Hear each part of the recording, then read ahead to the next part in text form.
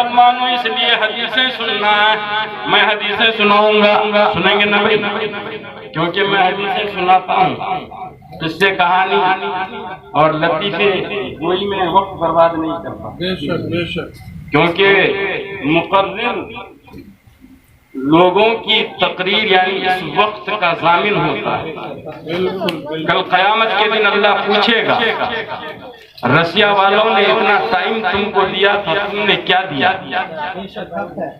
میں آپ کے وقت کا ضامن ہوں, اس وقت کا حساب مجھے دینا ہوگا. میں نے آپ کو وقت دیا ہے, اللہ چھوڑے گا نہیں, اس وقت کا حساب آپ کو دینا ہوگا کہ اتنا وقت ذاکر حسین نے تمہیں دیا, تم نے سنا, کیا کیا؟ اس پہ عمل کیا یا نہیں کیا؟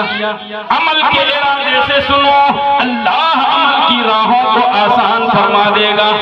میں نے آیت کریمہ تلاوت کی ہے, اللہ تبارک و تعالیٰ یہ ارشاد فرماتا ہے الفتنۃ اشد من القتل. سبحان اللہ, بولو سبحان اللہ. علماء جانتے ہیں میں نے بڑی آیت کو اردو لایا کہ جس آیت بولنا آسان کام نہیں ہے, مگر میرے علاقے کی طبیعت کو میں پہچانتا ہوں, یہاں کی جبلیت کو پہچانتا ہوں, یہاں کی شرشت کو پہچانتا ہوں. مسلمانوں, اللہ تبارک و تعالیٰ یہ ارشاد فرماتا ہے الفتنۃ اشد من القتل. اس آیت کو سمجھتے ہو؟ قرآن کو مانتے ہو یا نہیں؟ بولو, مانتے ہو نا؟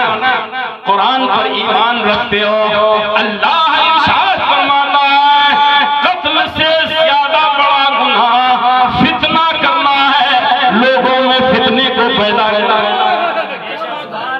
قتل سے بڑا گناہ ہم سمجھتے ہیں کسی کو مرڈر کر دینے سے بہت بڑا گناہ ہوگا, کسی کو مار دینے سے بڑا گناہ ہو جائے گا, مگر رب فرماتا ہے سنو, مار دینا چھوٹا گناہ ہے, مگر دو لوگوں کے بیچ میں فتنہ پیدا کر دینا یہ سب سے بڑا گناہ ہے. اور میرا علاقہ مرڈر کے گناہ میں نہیں, فتنے کے گناہ میں گرفتار ہوں. کیا بات ہے, سبحان اللہ. فتنے کی بیماری میں, فتنہ سازی میں, ایک دوسرے کو لڑانے میں, ایک دوسرے کو بھڑانے میں مصروف ہوتے جا رہا ہے اور سمجھتا ہے کہ میں نے دو آدمی کے درمیان لڑا دیا ہے, 30 مرخہ بن گیا ہوں, میں دو مسلمانوں کو آپس میں لڑا دیتا ہوں, میں بہت بڑا آدمی بن گیا ہوں. مسلمانوں نہیں, اگر تم مسلمان ہو, قرآن کو مانتے ہو, حدیثوں کو مانتے ہو, اپنے نبی پر ایمان رکھتے ہو اور پیارے حضور عالی سے محبت کرتے ہو, تو ماننا ہوگا قرآن تمہیں کہتا ہے قتل نہ کرو, فتنہ پیدا نہ کرو. حدیث کہتی ہے قتل نہ کرو, فتنہ پیدا نہ کرو. اور تمام بزرگان دین کہتے ہیں کہ تم فتنہ پیدا نہ کرو. میرے پیر و مرشد نے بھی لوگوں کے سامنے یہ کہا تھا, اے لوگوں آپس میں فتنہ نہ پھیلاؤ, اگر فتنہ پھیل رہا ہے اس کو روکو. پیارے مصطفیٰ ارشاد فرماتے ہیں تو مسلمانوں کے بیچ میں اگر فتنہ پیدا ہو جائے, فتنہ کو ختم کر دو, میں تمہیں اپنے ساتھ جنت میں رکھ لوں. نعرہ تکبیر, نعرہ رسالت, حضور محب العلماء, حضور محب العلماء, فیضائے وجود آج. آپ کو سمجھنا ہے مصطفیٰ جان رحمت مدینے کے, تم ان کے امتی ہو, وہ پیارے نبی ہیں. تمہاری زبان سے, تمہارے کردار اگر تمہارے کرتوت سے, تمہاری بولی سے دو مسلمانوں کے بیچ میں فتنہ کھڑا ہوتا ہے تو سرکار فرماتے ہیں دل پہ ہاتھ رکھ کر, کلیجے پہ ہاتھ رکھ کر اس حدیث کو سنو. پیارے مصطفیٰ ارشاد فرماتے ہیں من جاء بالفتنہ فلیس منا, جو فتنوں کو لے کر آتا ہے وہ ہم میں سے. کیا فرماتے ہیں؟ جو فتنہ کھڑا کرتا ہے, جو فتنوں کو پیدا کرتا ہے, وہ مجھ میں سے نہیں ہے, وہ ہم میں سے نہیں ہے. مسلمانوں, میں ایک بات ہمیشہ کہتا ہوں کہ تم مسلمان گھر میں پیدا ہوئے ہو, مسلمان خاندان میں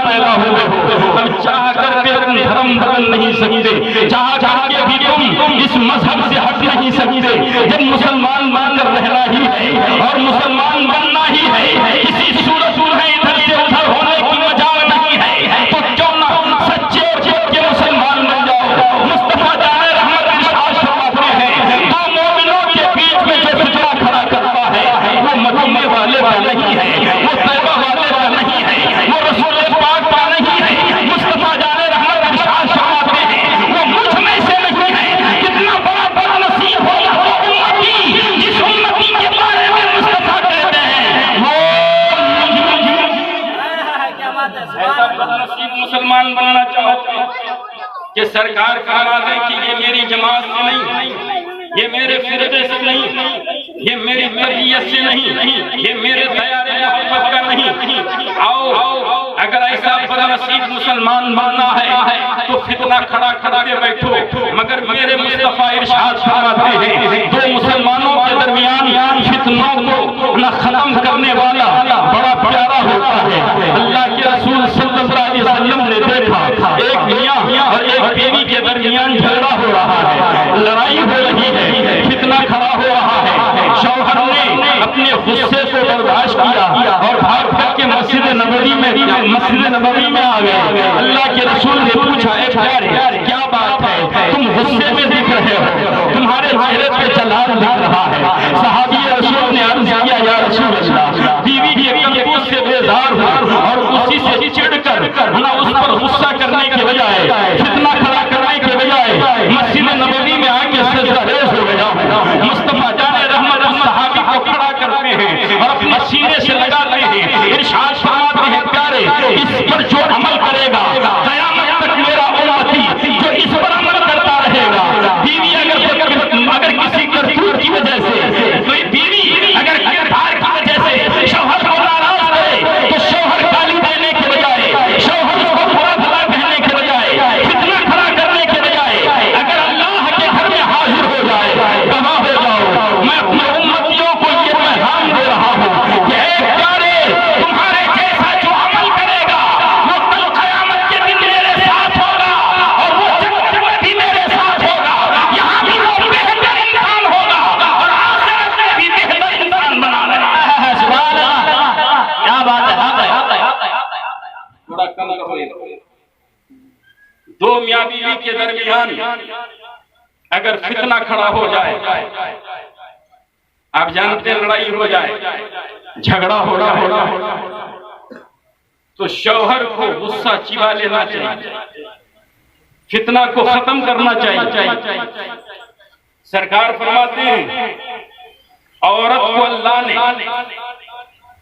مرد کی دائیں پسلی کی اوپر والی ٹیڑھی ہڈی سے پیدا کیا۔ میں حدیثیں پیش کر رہا ہوں، سماعت کیجیے۔ عورت کو کس چیز سے پیدا کیا؟ مرد کی بائیں پسلی سمجھتے ہو نا، یہ اوپر ایک گھری ہوئی پسلی تھی، اسی ٹیڑھی پسلی سے آپ کے بدن سے نکال کر اللہ نے عورت کو پیدا کیا۔ یہ بخاری کے اندر موجود مرد کی یہ ہڈی آج نہیں ہے، بدن میں موجود نہیں ہے۔ آخر کیوں نہیں ہے؟ وہ ہڈی نکالی گئی اور عورت کو اللہ نے پیدا فرمایا، اب یہ مرد کے اندر موجود نہیں ہے، اسی ہڈی سے اللہ نے عورت کو پیدا کیا ہے۔ مصطفیٰ جان رحمت ارشاد فرماتے ہیں اے پیارے عورت کو ٹیڑھی ہڈی سے پیدا کیا گیا ہے، اگر تم اس کو مار کر سیدھا کرنا چاہو سیدھی نہیں ہوگی، اگر تم ظلم و ستم کر کے سیدھا کرنا چاہو سیدھی نہیں ہوگی۔ پیارے مصطفیٰ ارشاد فرماتے ہیں دا علی حالہا، اس کو اس کی حالت پر چھوڑو، اس پر غصہ نہ کرو، اس پر رحم کھاؤ۔ اللہ کے پیارے نبی ارشاد فرماتے ہیں اگر تم اس کو ظلم کر کے سیدھا کرنا چاہو گے، اگر ستم کر کے سیدھا کرنا چاہو گے، تیری ہڈی سیدھی نہیں ہوتی، ٹوٹ جاتی ہے، تمہارا رشتہ بھی ٹوٹ جائے گا، تم بھی فتنے میں پڑ جاؤ گے، تم بھی کسی ستم میں پڑ جاؤ گے۔ مصطفیٰ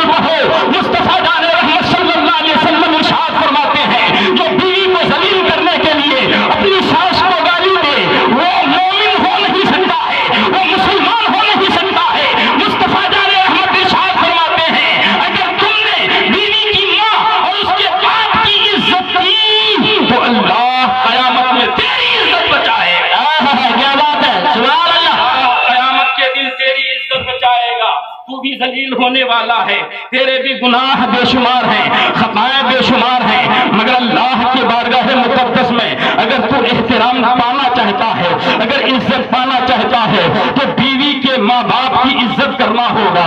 مسلمانوں مگر غصے میں مر آتا ہے، اس کی ماں کو گالیاں دیتا ہے، اس کے باپ کو گالیاں دیتا ہے۔ ارے ماں سے کسے محبت نہیں ہوتی، باپ سے کسے محبت نہیں ہوتی؟ وہ عورت ہے، وہ بھی اپنی ماں سے محبت کرتی ہے، اپنے باپ سے محبت کرتی ہے، اسی باپ کو تم گالی دو گے، اسی ماں کو تم گالی دو گی، ماں کا بھی دل ٹوٹے گا، باپ کا بھی دل ٹوٹے گا، بیوی کا بھی دل ٹوٹے گا۔ اللہ کے رسول صلی اللہ علیہ وسلم فرماتے ہیں کہ مومن کا دل ٹوٹتا ہے، اس لیے اس دل کو ٹوٹنے سے بچاؤ، اللہ تیرے دل کو توڑنے سے تجھے محفوظ کرے۔ کیا بات ہے! جب فتنے کھڑے ہوتے ہیں، ہمارے علاقے میں عجیب عجیب فتنے ہیں، ایک ایک جھگڑا سالوں چلتا ہے، اور اپنی انا اور اپنی انانیت اور میں پنا کو مقدم سمجھتا ہے۔ میری باتیں غور سے سنیں اور برا نہ مانیں، کیونکہ جو نشتر لگاتا ہے وہ دشمن نہیں ہوتا۔ اگر آپ کی طبیعت خراب ہو، ڈاکٹر آپ کو آپریشن کرتا ہے نا بھائی، کاٹ دیتا ہے، تو کاٹنے والا دشمن ہوا کیا؟ آپ کو بچانا ہے تو یقیناً آپ کے جسم کو پھاڑنا ہوگا، آپ کو انجیکشن لگانا ہوگا۔ میں آپ کا بچہ ہوں، میرے سینے میں درد ہے آپ کے لیے کہ میرے احباب آپس میں لڑتے کیوں ہیں، میرے احباب آپس میں بھیڑتے کیوں ہیں، کیوں ایک دوسرے کو گالیاں دیتے ہو؟ پیسہ کس کا برباد ہوتا ہے؟ گھر کس کا برباد ہو رہا ہے؟ اگر تمہارا بھائی ہے سامنے، تمہارے بھائی کا گھر برباد ہو رہا ہے۔ اگر تمہاری وجہ سے سامنے والا تمہارا پھوپھا ہے وہ برباد ہو رہا ہے، کسی نہ کسی رشتے سے جڑا ہوا ہے وہ برباد ہو رہا ہے، تم آباد ہو اور دوسرا برباد ہو جائے، کیسا لگے گا؟ ایک مسلمان دوسرے مسلمان کے درمیان فتنہ نہ کھڑا کرے، بلکہ محبتوں کو پیدا کرے، انسیتوں کو پیدا کرے، آپس میں پیار اور محبت کا ماحول پیدا کرے۔ مگر انانیت کا یہ عالم کہ چھوٹی چھوٹی باتوں کو لے کر کے سالوں بات بند، سالوں رشتہ داری بند۔ آؤ پیارے نبی صلی اللہ علیہ وسلم ارشاد فرماتے ہیں، مشہور حدیث ہے، علماء کرام کی توجہ چاہوں گا۔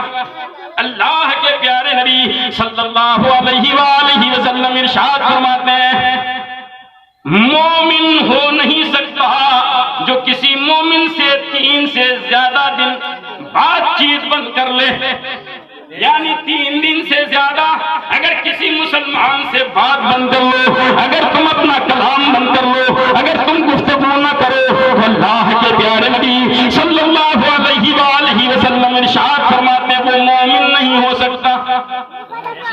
کتنے دن بعد بات بند کرنے کا آرڈر ہے؟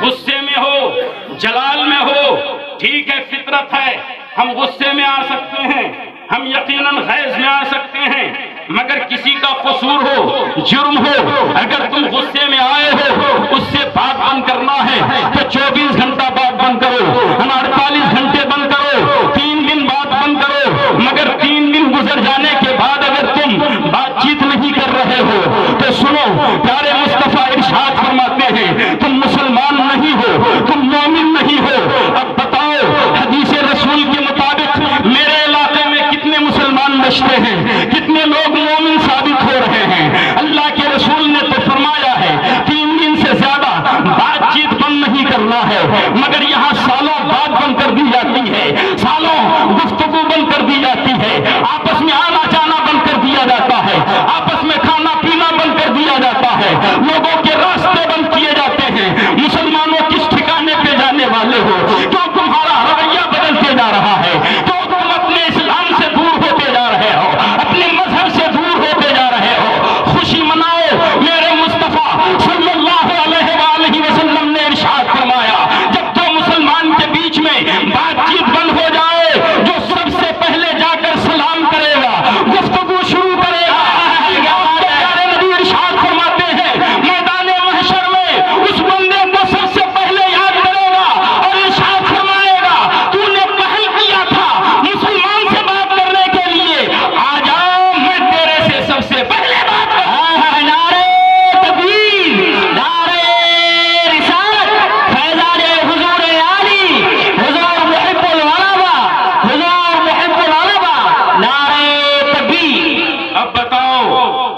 سے پہلے تم کو بات کرنا ہے. جو پہل کرے گا, جو پہلا قدم اٹھائے گا کہ دشمن سامنے ہے, بات نہیں کرتا ہے, نہ کرنے دے اسے. یقیناً اپنی انانیت پہ چارہ ہے, اپنی گھمنڈ پہ ہے, وہ مغرور ہو چکا ہے. کہ تم اپنے آپ کو جھکاؤ اور جھکا کر کے سامنے جاؤ. بھائی تو بھی مسلمان ہے, میں بھی مسلمان ہوں. یہ لفڑے کب تک ہیں, یہ جھگڑے کب تک ہیں؟ کل قیامت میں اللہ کو منہ دکھانا ہے, اللہ کے سامنے کیسے حاضر ہوں گے؟ اگر تم مجھے معاف نہیں کرو گے, اللہ مجھے معاف نہیں کرے گا. مصطفیٰ جان رحمت ارشاد فرماتے ہیں, اگر تم نے پہل کر لی اور سامنے والے نے تجھ سے بات کر لی, وہ تجھ سے خوش ہو گیا, اللہ قیامت کے دن تجھ سے خوش ہو جائے گا, اللہ تجھ سے راضی ہو جائے گا. ارے کتنے دن جینے والے ہو؟ 50 سال کی زندگی ہے, 60 سال کی زندگی ہے, 70 سال کی زندگی ہے. اسی 70 سالہ زندگی کو گزارنے کے لیے کیوں اپنے مومن بھائیوں کو ناراض کر رہے ہو؟ گلے سے لگاؤ. مصطفیٰ جان رحمت ارشاد فرماتے ہیں, جب دو مومن آپس میں خندہ پیشانی سے ملتا ہے, اللہ رحمتوں کے دروازوں کو کھول دیتا ہے. مسلمانوں, آپ مسلمان ہو, میرے گاؤں میں بھی جھگڑا تھا, بہت لفڑے, مگر ہر موقع پر میں نے تقریر میں سمجھایا ہے کہ بھائیوں کوئی غیر نہیں ہے, سب اپنے ہیں. اگر کوئی مجرم ہے تو اس کو معاف کرو, اگر کوئی قصوروار ہے تو اس کو معاف کرو. ہر کسی کو گلے سے لگاؤ. معافیاں مانگتے مانگتے یہاں تک پہنچا ہوں الحمدللہ کہ کل ہم نے سب کو ملایا ہے.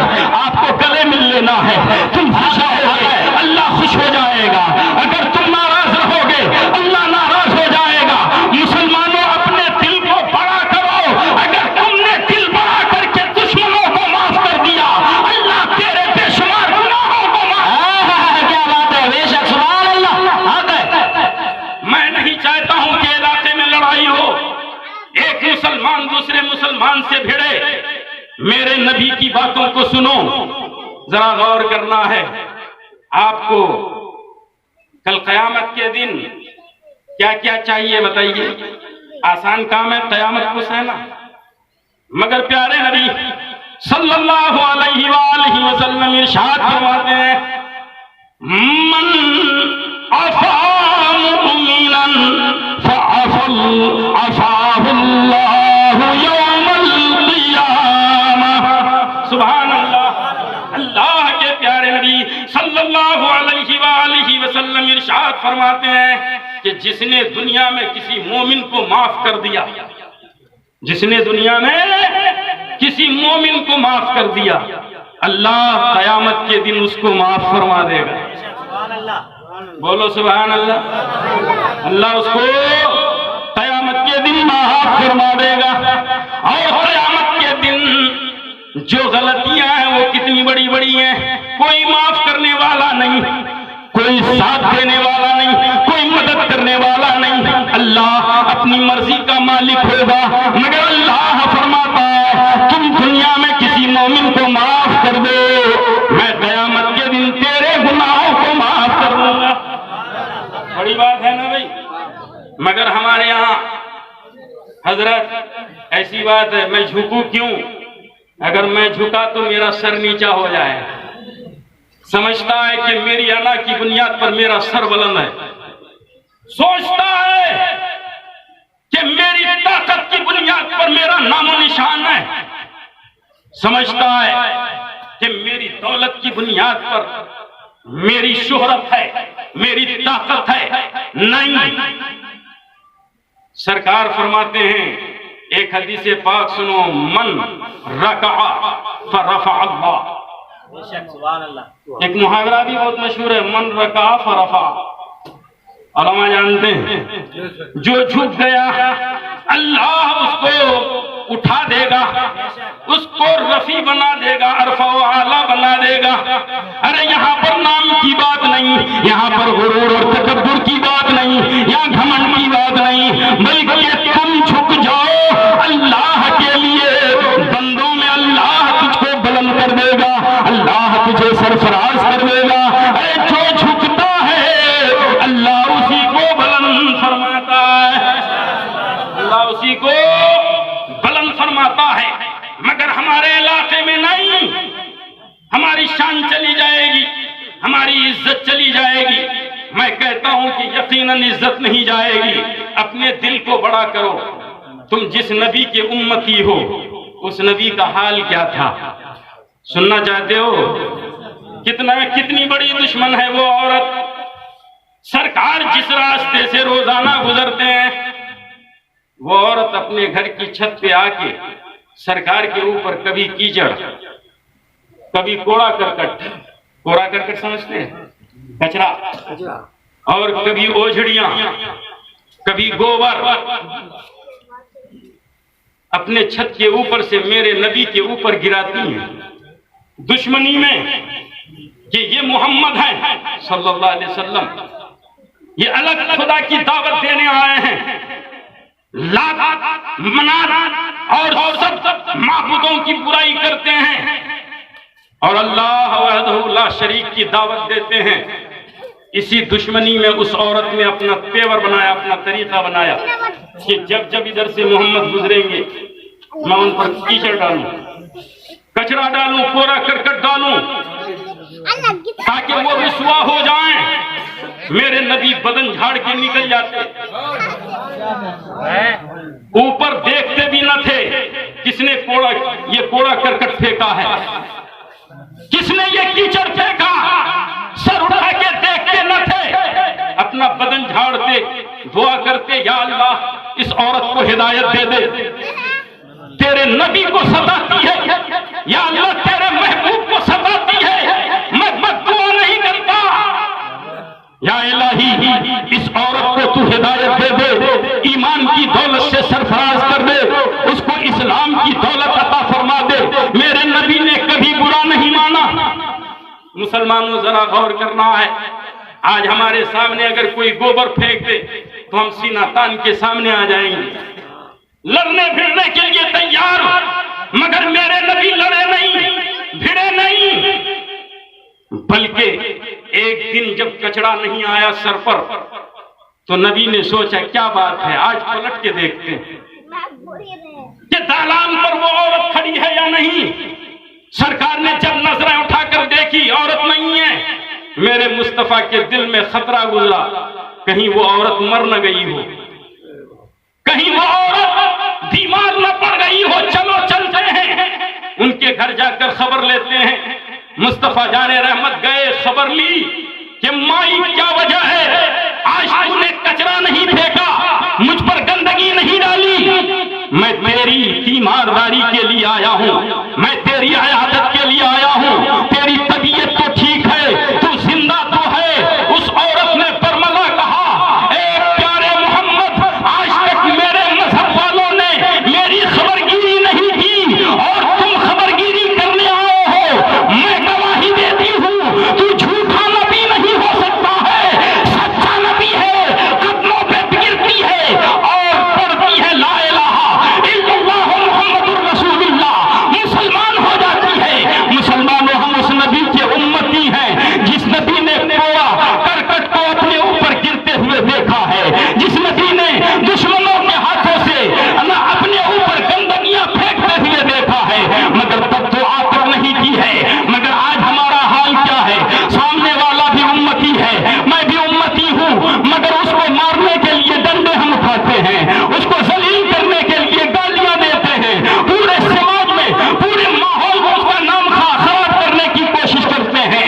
مسلمانوں جب تک اپنا تیور نہیں بدلے گا، جب تک اپنا اسلوب اور طریقہ نہیں بدلے گا، ہم کامیاب نہیں ہو سکتے ہیں۔ اگر کامیاب مسلمان بننا ہے تو سارے مسلمانوں کو عزت کے ساتھ پیش آنا ہے۔ مگر ہمارے علاقے میں کیا ہے، میں بڑی تیکھی تقریریں کرتا ہوں اس لیے تاکہ آپ کے دماغ کو جھنجھوڑ سکوں۔ میں پیسہ لے کر تقریر نہیں کرتا، میں آپ کی محبت میں تقریر کرتا ہوں کہ آپ بھی مسلمان ہو، میں بھی مسلمان ہوں، ہم چاہتے ہیں کہ سب جنت میں جائیں، ایک نبی کے ہم امتی ہیں، ایک ولی کے مرید ہیں ہم سب، جسے دنیا حضور علی کے نام سے جانتی اور پہچانتی ہے۔ تمہارا پیر بھائی ہے وہ، جانتے ہو۔ میں ایک مثال دیتا ہوں، ہمارے علاقے میں بھی چلتا ہے وہ، اگر کسی بچے کی شادی ہے، بارات نکلی، دوسری بارات بھی اگر ملاقات ہو جائے تو دونوں دولہا آپس میں دوست ہو جاتے ہیں. کتنا بڑا دوست ہوتے ہیں بتائیے؟ بہت بڑا دوست ہوتا ہے، جگری دوست ہو جاتے ہیں وہ لوگ، یعنی گٹھ بن جاتی ہے دوستی میں. ہوتا ہے کہ نہیں حضرت؟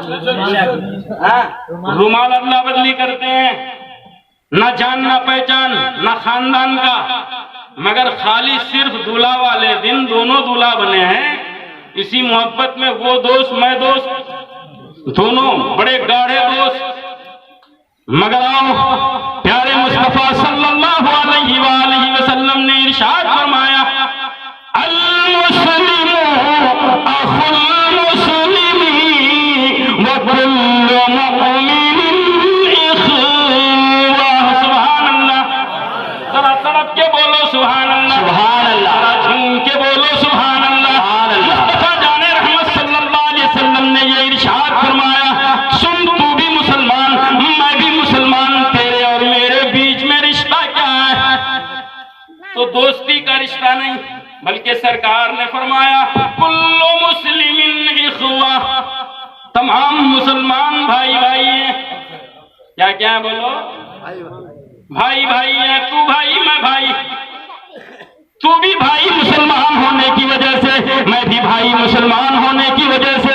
یہی وجہ ہے پیارے مصطفیٰ صلی اللہ علیہ وسلم جب مکہ المکرمہ سے ہجرت کر کے مدینہ گئے تو مکہ کے وہ لوگ جو سرکار پر ایمان لائے تھے، مسلمان ہو گئے تھے، وہ لوگ بھی ساتھ میں ہجرت کر کے مدینہ گئے. تو اللہ کے رسول نے فرمایا، اے مدینے والے، مکہ والے اپنا گھر چھوڑ کر مدینہ آئے ہیں، مکہ والے بیویاں چھوڑ کر مدینہ آ گئے ہیں، مکہ والے جائیداد چھوڑ کر مدینہ آ گئے ہیں، اور یہ تمہارے بھائی ہیں، لہذا اپنی جائیداد میں اس کو حصہ دو.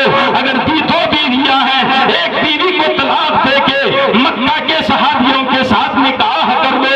یہ تمہارے بھائی ہیں، تم کو اپنے گھر میں جگہ دینا ہے، اپنی جائیداد میں جگہ دینا ہے، اپنی وراثت میں جگہ دینی ہے. حضرت سیدنا ابو ایوب انصاری نے مصطفیٰ جان رحمت کے قول پر تمام صحابہ کو قبول فرمایا. اے مکہ کے صحابیوں، میرے نبی نے تمہیں میرا بھائی بنا دیا ہے، لہذا میری جائیداد میں بھی تیرا حصہ ہے، میرے گھر میں بھی تیرا حصہ ہے، میری تمام تر زمینوں میں تیرا حصہ ہے، میری تجارت میں تمہارا حصہ ہے. تو مصطفیٰ جان رحمت نے ارشاد فرمایا، اے ابو ایوب، جو تیری طرح اپنے بھائیوں میں انصاف سے کام لے گا، قیامت کے دن اللہ اس بندے پر اپنا انصاف نازل فرمایا ہے. نعرہ تکبیر، نعرہ رسالت، فیضان حضور عالی، مسلک اعلیٰ حضرت حضور محب العلماء، نعرہ تکبیر. ایک مسلمان اتنا بڑا بھائی کہ تمہاری جائیداد میں حصے دار ہے، تمہارے وراثت میں حصے دار ہے، تمہارے ترکے میں وہ حصے دار ہے، مگر بھائی کو گالیاں دے رہے ہو، آپس میں لڑ رہے ہو، ایک دوسرے کی برائی کرتے ہو. بتاؤ تمہارا انجام کیا ہوگا؟ تم کس طرف جانے والے ہو؟ کس گھاٹی میں تمہارا ٹھکانہ بننے والا ہے؟ ہوش میں آؤ. 2020 میں بے شمار علماء مرتے جا رہے ہیں. اب تک تقریباً 200 سے زائد بڑے بڑے علماء انتقال کر گئے ہیں، اور میرے مصطفیٰ نے ارشاد فرمایا ہے، جب علماء کثرت سے مرنے لگ جائیں، عوام کو ہوش میں آ جانا چاہیے. اللہ امتحان لے رہا ہے، اللہ آزمائش میں ڈالا ہے. ارے علماء اتنی کثرت سے اٹھ رہے ہیں، گویا تم پر وبا آنے والی ہے، تم پر بلا آنے والی ہے. اب تو کم سے کم سدھر جاؤ تاکہ تم وباؤں سے بچ جاؤ، بلاؤں سے بچ جاؤ. میرے مسلمان بھائیوں، آج جن کے لیے تم تلواریں اٹھا رہے ہو، جن کو گالیاں دے رہے ہو، جن کا سر پھوڑنے کے لیے تم تمنا کر رہے ہو، جانتے ہو اس سر کی قیمت کیا ہے، اس بھائی کی عزت کیا ہے؟ اگر دیکھنا ہے تو آؤ. مصطفیٰ جان رحمت صلی اللہ علیہ وسلم ارشاد فرماتے ہیں، کچھ لوگ آئے ہیں پیارے نبی کی خدمت میں، عرض کرنے یا رسول اللہ، اچھا مسلمان کون مسلمان ہے؟ کون سا آدمی اچھا مسلمان ہے؟ میں تھوڑی دیر کے لیے روک کر کہنا چاہتا ہوں، بتاؤ اچھا مسلمان بننا چاہتے ہو یا نہیں؟ یقیناً تم کہو گے کہ اچھا مسلمان بننا ہے.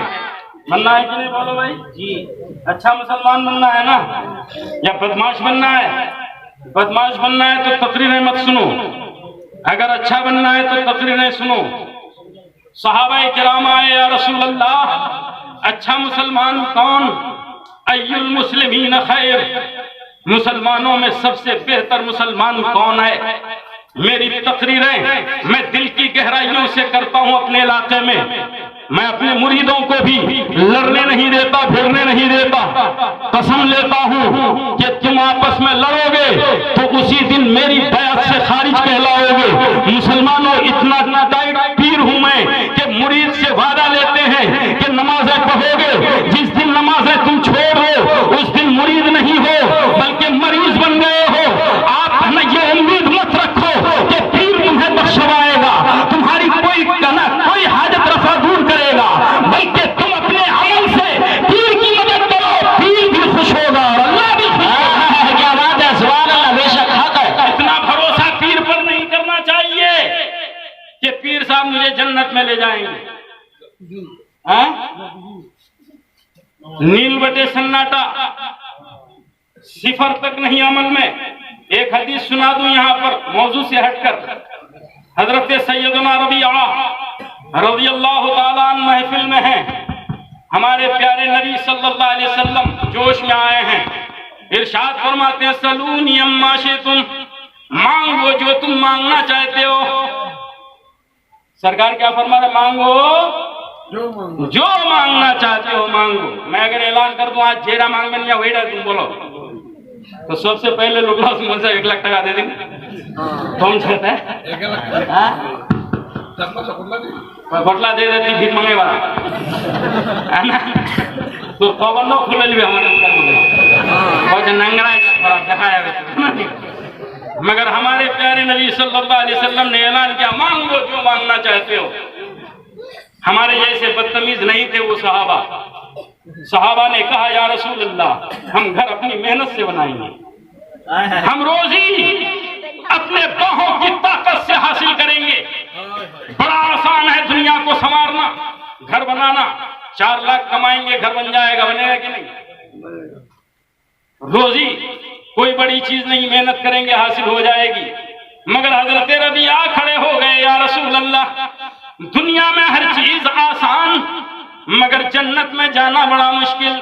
بے شک یا رسول اللہ یا حبیب اللہ جنت میں تو جانا ہے مگر میں آپ کے ساتھ جنت میں رہنا چاہتا ہوں۔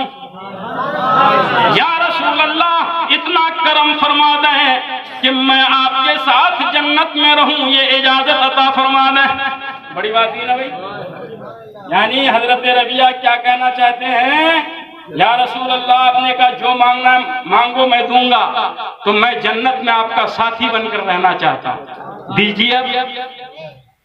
تو سرکار نے فرمایا کہ جنت کے لیے تو مرنا ہوگا، مرنے سے پہلے تو جنت میں نہیں جا سکتے۔ بھلا ربیعہ بہت چالاک ہے، میرے کو بھی مرنا چاہتا، خود بھی مرنا چاہتا ہے۔ بھلے ربیعہ آسان نہیں، کون کہہ رہے ہیں؟ کوئی پیر نہیں کہہ رہے ہیں، کوئی صحابی نہیں، مصطفیٰ جان رحمت صلی اللہ علیہ وآلہ وسلم، آپ کے نبی، میرے پیر کے بھی نبی، میرے پیر کے پیر کے بھی نبی، وہ فرماتے ہیں اے ربیعہ آسان نہیں ہے میرے ساتھ جنت میں رہنا، اگر تم جنت میں میرے ساتھ رہنا چاہتے ہو تو میری مدد کرو کہ تم اچھے اعمال کرتے رہو۔ کیا بات ہے، سبحان اللہ۔ اے ربیعہ یقیناً تم کو میں جنت میں اپنے ساتھ رکھوں گا، مگر شرط یہ ہے تمہیں عمل کرنا ہوگا، نماز پڑھنا ہوگا، روزہ رکھنا ہوگا، زکات دینا ہوگا، قدم قدم پہ میری سنتوں پہ عمل کرنا ہوگا۔ اگر تم نے ان تمام وعدوں کو نبھا دیا تو میرے ساتھ تو جنت میں رہے گا۔ کیا بات ہے، سبحان اللہ، حق ہے۔ مسلمان ذرا غور کرو، میرے نبی چاہتے تو فرماتے ٹھیک ہے میں جنت کا مالک ہوں، میرے ساتھ تو جنت میں رہنا، لیکن نہیں، نبی نے بھی فرمایا کہ ربیعہ جنت میں میرے ساتھ رہنا ہے تو میری مدد کرو، اچھا عمل کرو۔ مگر ہمارے یہاں لوگ سوچتے ہیں کہ خالی پیر صاحب آنے کے بعد ٹوپی پہنو कुर्ता पहन लो, मौका मिले तो पीर के पीछे नमाज पढ़ने के बजाय पतली गली से निकल लो।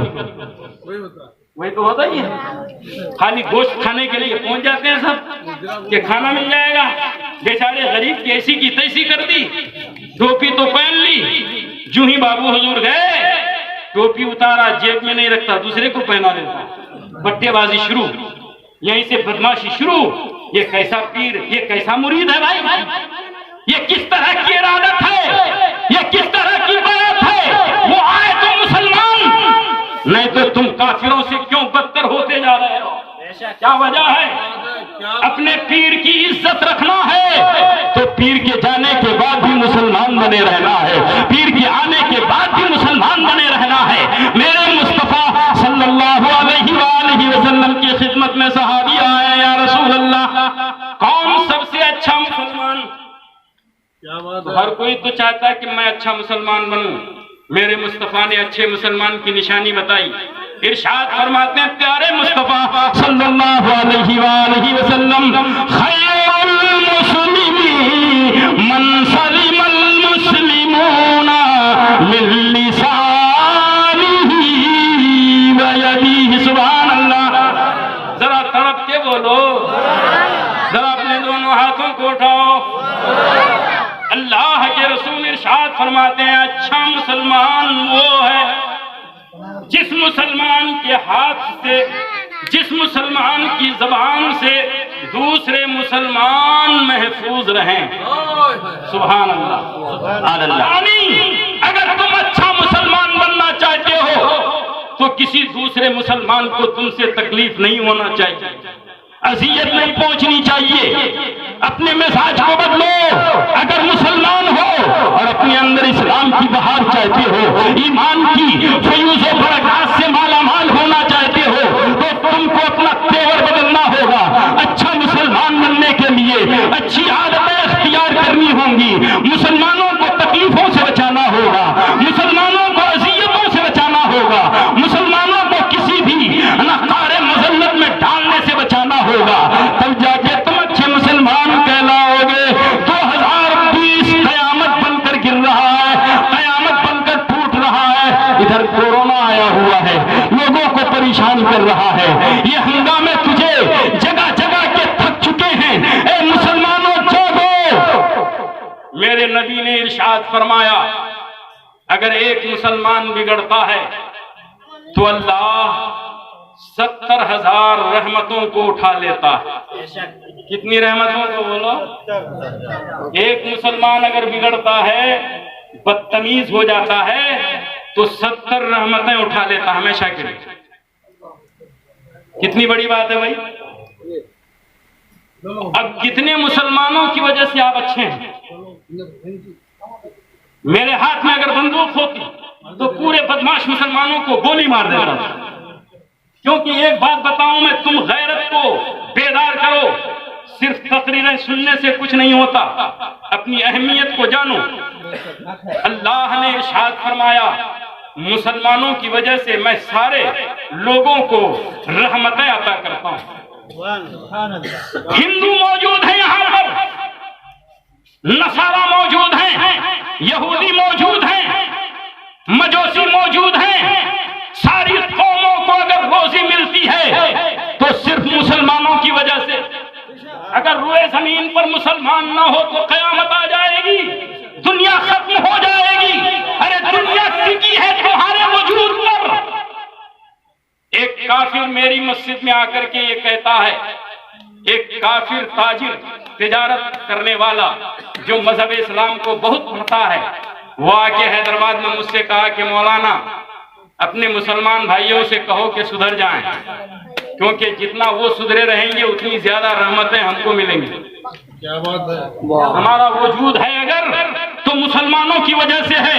अगर आज मार्केट है तो मुसलमानों की वजह से है। मुसलमानों तुम्हारा वजूद बरकतों के नुज़ूल का सबब है, अल्लाह की जानिब से रहमतों के नाजिल होने की वजह है। अपने आप को पहचानो। तुम अगर सुधर गए 70,000 दरवाजे रहमतों के खुल जाएंगे। क्यों बदतमीज बने हो? मुसलमानों पर इम्तिहान है। आज मक्का बंद हो गया तुम्हारे लिए, کب غم آئے گا تم کو؟ کب آنکھوں میں آنسو آئیں گے؟ ارے وہ مکہ المکرمہ، وہ کعبہ جس کے ارد گرد پہنچنے سے آدمی بخش دیا جاتا ہے، جس کعبے کو ایک نظر دیکھ لے آدمی تو اللہ کے رسول فرماتے ہیں کہ اس کے گناہوں کو معاف کر دیا جاتا ہے۔ آج اسی کعبے کا دروازہ بند کر دیا گیا۔ میرے نبی کے روضہ کی مسجد نبوی کو بند کر دیا گیا۔ نہ کوئی حج کر سکتا ہے، نہ کوئی مسجد نبوی میں حاضری دے سکتا ہے، نہ کوئی عمرہ کر سکتا ہے۔ پورے انڈیا کی مسجدیں بند کر دی گئیں، پورے لبنان کی مسجدیں بند کر دی گئیں، پورے دنیا کی مسجدوں کو بند کر دیا گیا۔ یا الہی کیا وجہ ہے؟ کعبۃ اللہ کا دروازہ بند ہو گیا، مدینہ کا مسجد نبوی کا دروازہ بند ہو گیا۔ وہ ریاض الجنہ جس کے سائے میں پہنچ کر آدمی اپنے آپ کو جنتی سمجھتا ہے، اس ریاض الجنہ کا دروازہ بند کر دیا گیا۔ یا الہی کیا سبب ہے؟ پوری دنیا کی مسجدوں کے دروازے بند کر دیے گئے۔ مسلمان تڑپ رہے ہیں، مسلمان کی پیشانی تڑپ رہی ہے۔ یا الہی ہم سجدہ کرنا چاہتے ہیں، مسلمانوں ہم پکار پکار کے تھک گئے۔ مسلمانوں آؤ مسجدوں میں، مگر تم آنے کے لیے تیار نہیں ہو۔ اللہ نے مسجدوں کے دروازے بند کر دیے ہیں تم پر، تم جب سجدہ کرنا نہیں چاہتے۔ مسجدوں کی ضرورت کیا ہے؟ اللہ نے تم پر تمہارے گھر کی مسجد کو بند کیا ہے، تمہارے شہر کی مسجدوں کو بند کیا ہے، تمہارے ملک کی مسجدوں کو بند کر دیا ہے، پوری دنیا کی مسجدوں کو بند کر دیا ہے۔ حتیٰ کہ مکہ المکرمہ کو تالا لگایا گیا، حتیٰ کہ مدینہ منورہ کو تالا لگایا گیا۔ مسلمانوں اپنی غیرت کو آواز دو۔ یا الہی کس گناہ کی بنیاد پر تو نے مسجدوں کے دروازے بند کیے ہیں؟ سجدے میں گر کے آنسوؤں کے قطروں کے ساتھ اللہ کی بارگاہ میں حاضر ہو جاؤ۔ اللہ آج بھی غفار ہے، تمہارے گناہوں کو معاف کرنے والا ہے، تمہاری خطاؤں کو معاف کرنے والا ہے۔ دنیا کو چھوڑ کر جس دن تم سجدے میں سر رکھ کے رو کر اپنے رب کو منا لو گے، ساری کائنات پر اللہ اپنی رحمتوں کو نازل فرما دے گا، مگر اللہ سبحان اللہ سدھرنے کے لیے تیار نہیں ہو، نمازیں پڑھنے کے لیے تیار نہیں ہو، آپس میں لڑائی کر کے، جھگڑا کر کے، گالی گلوچ کر کے اپنے رب کو تم ناراض کر رہے ہو۔ مسلمانوں نہ یہاں کے رہو گے، نہ وہاں کے رہو گے، نہ یہاں چین ملے گا، نہ تمہیں وہاں چین ملے گا۔ اگر چین چاہتے ہو تو اس دنیا میں تم کو سدھرنا ہوگا، یہ دارالعمل ہے، اس دنیا میں تم کو اچھا بن کر بتانا ہوگا۔ میری آنکھوں میں آنسو میرے باپ کے لیے نہیں ہے، میری آنکھوں میں آنسو میرے گھر کے لیے نہیں ہے، میں پوری ملت کے لیے مرتا ہوں کہ مسلمانوں ہوش میں آؤ۔ مسجدوں کے مینار تم کو آواز دے رہے ہیں، اے خدا کے بندو تم سجدہ چھوڑ لو گے میرا دروازہ بند کر دیا جائے گا، تم سجدہ کرو مسجدوں کے دروازے کھول دیے جائیں گے، مگر نہیں، تم سدھرنے کے لیے تیار نہیں۔ آج تک تم سدھرنے کے لیے کبھی سوچے نہیں، مگر سنو اللہ فرماتا ہے جو اپنی حالت کو خود بدلنے کا ارادہ نہ کرے میں اس کی حالت کو بدلنے والا نہیں۔ اللہ تم کو یہ مت سمجھو کہ میں نماز نہیں پڑھتا ہوں تو بہت بڑا آدمی ہو گیا ہوں۔ نماز نہ پڑھنے والا اگر بڑا آدمی ہو جائے یہ نہیں، چالاکی نہیں چلنے والی اللہ کی ہے۔ تمہاری پیشانی کو اللہ نے نصیب نہیں دیا کہ اللہ کے دربار میں وہ جا سکے، جھک سکے۔ ارے پارلیمنٹ ہے، اسمبلی ہے، اس کے دروازے ہر ایک کے لیے نہیں کھولے جاتے۔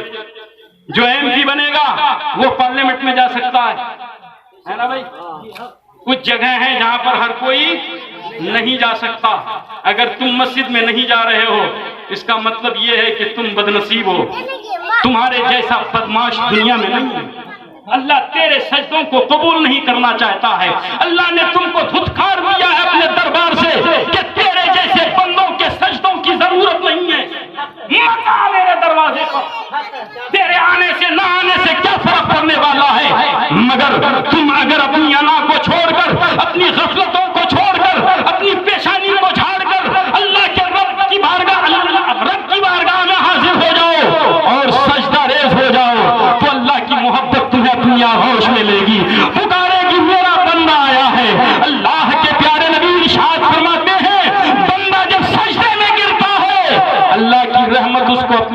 ہوش میں لے۔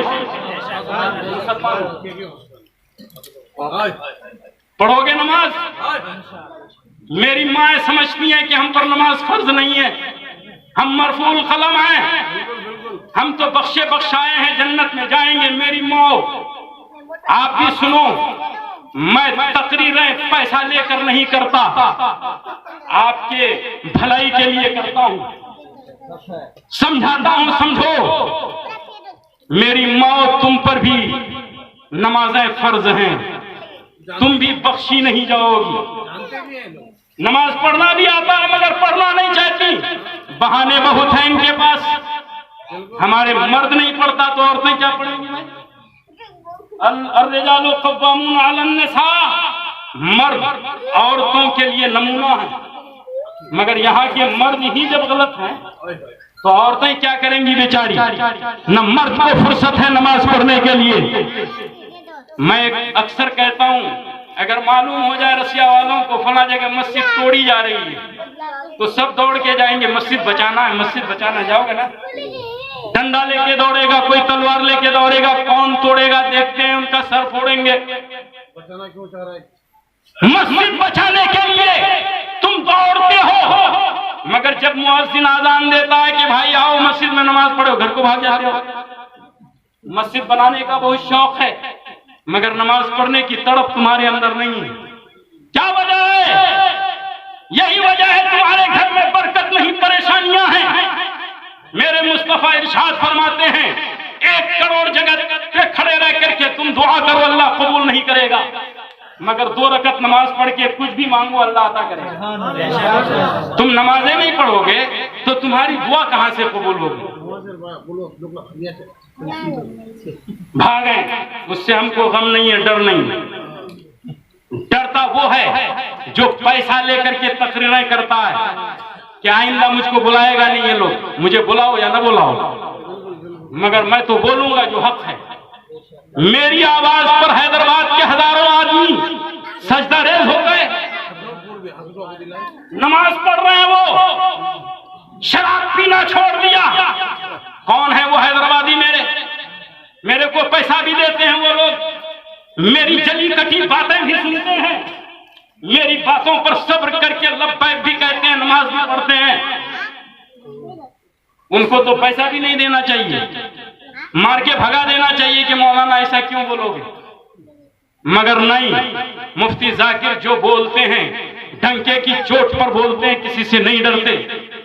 یہی حق آدمی ہے، یہی اچھا عالم ہے، ان کی باتوں پر عمل کرنا ہے۔ ہزاروں آدمی نماز پڑھنا شروع کر دیے، گواہ بنا بنا کے حضرت میں نے فجر پڑھی، آج گواہ ہو جائیے۔ ظہر کے وقت کم سے کم 4 فون آئے گا، حضرت آج میں نے آپ کے کہنے پر ظہر کی نماز شروع کر دی، مگر کیا وجہ ہے کہ تم میری آواز پر لبیک نہیں کہنا چاہتے؟ کیوں حاضر نہیں آتے مسجدوں میں؟ وہ غیر ہو کر ہماری باتوں کو سنتے ہیں، عمل کرتے ہیں، اور تم اپنے ہو کر کے ہماری باتوں پر عمل نہیں کرنا چاہتے۔ کیا ہم اپنے باپ کے گھر کی بات بتاتے ہیں؟ رسول پاک کی باتیں ہیں، عمل کرنا ہے۔ پڑھو گے نا بھائی نماز؟ انشاءاللہ شروع کریں گے۔ ہاتھ اٹھائیے، کتنے لوگ نماز پڑھیں گے؟ ہاتھ اٹھانا ضرور۔ الحمدللہ سب نماز پڑھو۔ میری ماں آپ کو بھی نماز پڑھنا ہے۔ میں اپنی آنکھوں میں آنسو لے کر آیا ہوں اپنے بھائیوں کو سدھارنے کے لیے۔ آپ سدھر گئے تو میرا وقار بھی بڑھے گا، میری عزت بھی بڑھے گی کہ میرے بھائی میرے کہنے پر چند لوگ نمازی ہو گئے، اللہ کی بارگاہ میں ہم سرخرو ہو جائیں گے۔ یا الہی، میری جاہل ماں نے اپنی کوکھ سے مجھے پیدا کیا تھا، میرے والد کی انگلیوں کو تھام کر نور الایمان سے نور الایقان گرنواری پہنچا، وہاں سے ایسی اور چنامنا کی سرزمین ہوتے ہوئے اشرفیہ کی دھرتی پہ پہنچا، عالم بنا، تیری حدیثوں کو لوگوں کو سنایا، تیرے بندوں نے نمازیں شروع کی ہیں۔ یا اللہ قبول کر لے، یا الہی احساس کو بڑھا دے، میرا فریضہ بھی ادا ہوگا اور تم بھی اپنے فرض منصب سے سودوش ہو جاؤ گے۔ اللہ تبارک و تعالی ہم سب کو نیک عمل کرنے کی توفیق عطا فرمائے۔ کون کون ہے وہ لوگ جو ہاتھ اٹھائیں؟ اور ہمیں راہ راست پر چلنے کا توفیق عطا فرمائے. جو لوگ ہاتھ اٹھائیں ضرور نماز پڑھیے. میں ایک بات کہتا ہوں، اگر پانچوں وقت نہیں پڑھ سکتے تو کم سے کم دن میں ایک وقت پڑھو. سمجھ رہے ہیں؟ تاریخ صلاۃ مت بنو. اگر زندگی فرصت نہیں دے رہی ہے دن میں ایک وقت پڑھے. میں ایک مثال دیتا ہوں، کسی کے پاس آپ 100 روپے پا رہے ہیں تو پورا کا پورا وہ معاف کرے گا؟ بولو. تم اگر بولو گے کتنی ملے کی 100 টাকা پاسی میں معاف کر دے تو کرবে মামা. اگر کوئی دنے 20 টাকা چھوڑ دے 80 টাকা دیچو معاف کر دے 20 টাকা معاف کرنے کی بات آئے گی تو 20 روپے معاف کرے گا نا.